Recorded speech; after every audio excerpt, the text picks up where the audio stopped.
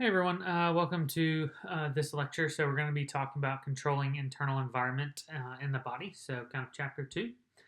So this chapter is also kind of a shorter chapter and is just, again, applying some of the basics to the human body that you need to consider as we move through exercise physiology. So with that, one of the big concepts to kind of think back to if you haven't learned it before, kind of to get familiar with, is a thing called homeostasis. And so homeostasis is what our body is trying to maintain. Our body's always trying to maintain homeostasis, or a constant or normal internal environment. Everything in us wants to stay basically in this small, narrow range of how we currently are. So this includes heart rate, body temperature, blood pressure, anything in your body as you're sitting here right now is trying to maintain this certain level in a very narrow range, and we call that homeostasis. Your body's always making adjustments to try to stay in that area, and it's really important for us, for our lives, for us to stay in that, because our bodies can't survive too far outside of any of the ranges of all of these control mechanisms inside of our body and this environment that our body has created.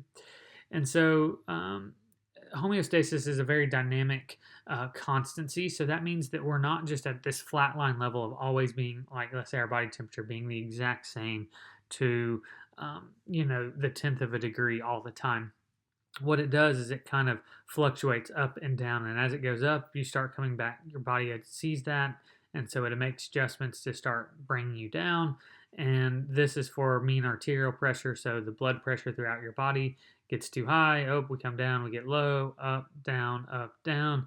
And overall, we maintain this line, this black line here. And all the things in your body are doing that as well. So even your temperature, where the swings might not be as big, getting a little warm and then a little cool, a little warm, a little cool, a little warm, a little cool. And so we stay at this kind of this temperature that we all think about, but there is some fluctuation in that occurs throughout your day.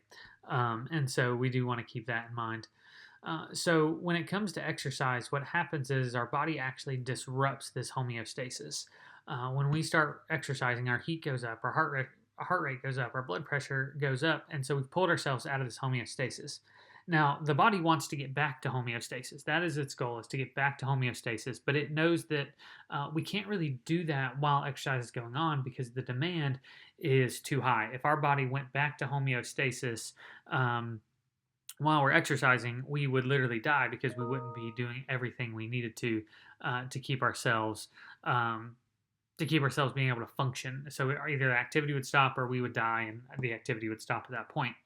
And so what happens is when we start exercising, our body wants to get back to homeostasis, but realize we can't.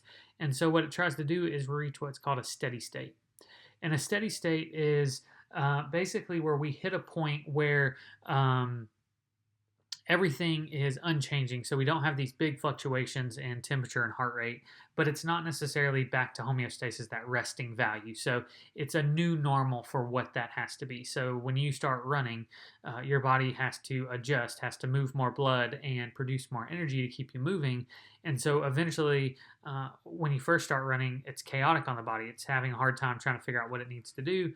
And then after you do it for a few minutes, your body says, okay, this is where I need to be. It hits this level and stays pretty constant in those levels, and it reaches almost a new homeostasis for that activity.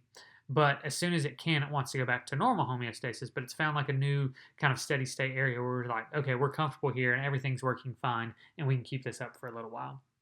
And so examples would be heart rate during submax activity, or your body temperature when you've been doing something outside for a while, or even inside if you've been doing something. And so steady state is something kind of, here's a picture. So core body temperature stays around 37 degrees Celsius. You start exercising, and that increases over time until eventually you hit an area where it kind of plateaus, and the body's like, okay, we can maintain this. This works for everything that we're doing. And then once exercise stops, it's going to do its best to get us back to rest as quickly as it can to get back to homeostasis. So this is a guy that kind of the founding father of physiology. You can read kind of his discovery, and you'll learn about why those are so impactful as we go on. But in this kind of steady state homeostasis, we have a lot of control systems in our body that are all trying to help keep homeostasis, or the steady state, keep you alive. Remember, your body's job is to keep you alive no matter what happens. And so some of the things we have are kind of intracellular control systems, so they go between cells, and some are full organ systems that help us to maintain all of this going on. And so it's like protein breakdown and synthesis, energy production, circulation to get oxygen and carbon dioxide out, or move blood and nutrients. So all of those things are helping to control that. But we also have biological control systems. So these are components that are connected through physical or chemical parameters. So sensor receptors that help to determine the heat, the temperature of our blood and our internal organs to help regulate that, or responses for pain or stretching, these biological components that are helping to give feedback of what's going on in the internal environment. Sensing chemicals like CO2 or pH levels is an example of this. And so these biological systems all are kind of working together to help keep you at homeostasis, or in an exercise condition, kind of a steady state, working to reach a normal where we're not fluctuating. We're kind of holding as constant as we can. And so maybe something happens and you get too little or too much of anything. So you can use temperature as your most common example here. So you're too cold or you're too hot. And so you get this stimulus that occurs, and that causes things to change in the body. So temperature, certain proteins in your body, when they get too warm, start to denature or kind of come apart, and this can be sensed by other things in the body. So the brain, for the most part, is your control center. So it senses this, and so it gives a response stimulus. So maybe those proteins start to unfold, they start coming apart. The brain senses this, and then this leads to the brain telling your body, well, we need to sweat more, so to cool off, and so you start to sweat. And then this causes you to lower that body temperature down and reach back to steady state or homeostasis. And this is kind of how those systems work throughout the body when we're talking about that. Now, we tend to think about this response as being this feedback loop. So basically, you see something and then you give feedback based on what's occurring. So kind of similar, like if you see that it's raining, your response is to do something to keep yourself dry, right? Like maybe you grab an umbrella. So it's a feedback loop. So I see this is what I do, and then this is the effect that we have. And so there are two feedback loops we have. We have a negative feedback loop, and then you have what's called a positive feedback loop. A negative feedback loop basically reverses the initial disturbance. Okay, so basically we're trying to get back to where we were. So it's negative in the fact that we're trying to reverse what's going on. And so this is similar to like a thermostat in your house, right? If it gets too warm in your house and you have the air conditioning on, the thermostat sees that it's warmer than what you want it to be. That thermostat then tells the air conditioning to come on, blows cold air until the room reaches a certain temperature, and the control center, the thermostat, sees that and cuts the air conditioning off. So basically we've caused something to occur that reverses what happened until we get to a certain point, and then it stops. And so this is things like, so if you have too much CO2, you may breathe or feel this need to breathe more, or your respiration goes up. And so you can kind of see that system here, an increase in that CO2 sends information to the respiratory control center, causes your muscles to activate to increase breathing, and the CO2 concentration returns to normal. And then over time, that kind of adjusts. And so most control systems we think about, especially in the body, work as negative feedback. Most of the systems we can kind of think about in general work as negative feedback. However, we do have positive feedback loops. And so this is a biological response to increase the original stimulus. So we want to continue what's going on. And so there's really a limited number of these. The one here is an example of childbirth. So once childbirth starts, that initial childbirthing process, you release messages to the brain to release oxytocin, and this oxytocin actually makes childbirth even more intense. So it increases muscle contractions, dilation, everything, uterine contractions, to help continue to promote childbirth. So basically it builds on top of each other as positive feedback. Another instance for this would be clotting. So if you cut yourself, you start bleeding, your blood clots. Well, the clotting mechanism is a positive feedback loop. It builds on top of itself. And this is a good thing because if it was a negative feedback loop, you'd start to bleed, the clot would start to form, and then as the clot barely started to form, it would stop, and then you'd start bleeding again. That wouldn't be good. So clots, they build and build and build until they become so rigid, and then eventually these processes do get shut down, but they feed on top of themselves to a certain point where they kind of can no longer be active. And so you do want to keep that in mind. And so one of the things to consider is what's called gain of a control system. And so this is the degree at how much control it can have on homeostasis to maintain that. And so something with a large gain has the ability to counteract large changes, where something that has a small gain doesn't have as large an effect. So your cardiovascular and your pulmonary systems have really large gains, meaning that they can maintain homeostasis through a wide range of things going on with it. It can move a lot and help regain that very quickly, even if there's a really large change, think percentage-wise, where other things are not as capable of doing so. And so we want to keep that in mind. And so things we've kind of already talked about, examples of these controls, is regulation of body temperature. And so another one would also be blood glucose, so how much sugar is kind of in your blood. We want that to stay in a very small window so it doesn't get too high or too low. And so if your body senses that glucose level is low, it releases things like glucagon to increase that. Or if it realizes it's too high when you eat, release insulin, which actually helps pull glucose out of the blood so that it stays in a normal range. And so those are ways we want to start thinking about this. And then another example of kind of how that negative feedback regulation of body temperature works, and you can kind of walk through that. But depending on which way it goes, it activates things to help get it back to normal and stop what was going on. So there are all kinds of tests of homeostatic control that can be done to look at how well you may do one versus the other. And so there's all that going on. We can place you in a warm environment and see how you respond, or a cool environment and see to test those. And they can improve over time as well. And so typically, if we have a failure of one of these control systems, it's usually related to some type of disease. So like type 1 diabetes, they have trouble with beta cells in their pancreas, and that makes it basically where they are no longer produce insulin into the blood, and this causes them to have diabetes and have a hard time controlling their blood sugar, and it typically is too high because they can't produce insulin to tell their blood, or to basically counteract that high blood sugar. And so you can see how that could affect that loop.